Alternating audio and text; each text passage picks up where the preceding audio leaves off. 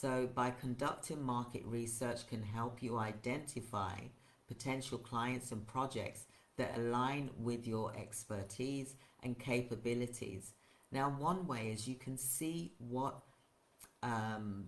planning is happening, what building development is happening. It could be a care home is being built, a large care home or group of care homes are being built and they haven't been built quite yet.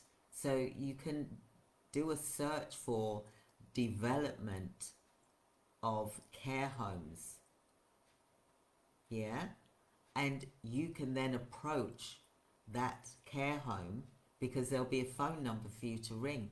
You can approach them and say, hey, I see that you're doing some development for a care home, 200 residents. Wow, that's amazing.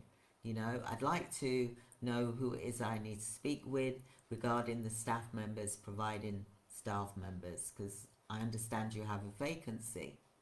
And then they'll put you through to the right person, for example. So keep an eye out for that as well. So developments are good, like I said. What government initiatives are creating a demand for your product? I mentioned before about if you talk to your community, talk to the people that need your service, they will tell you what the demand is. They will. And I've explained that in a previous video training as well.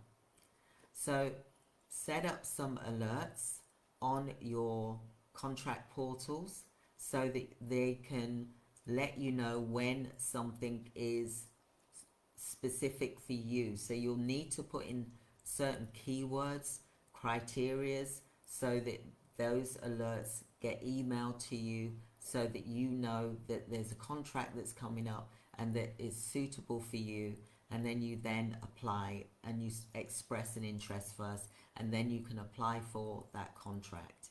So those contracts, opportunities, as soon as they're published, you want to be able to put forward to apply for that particular contract, for example.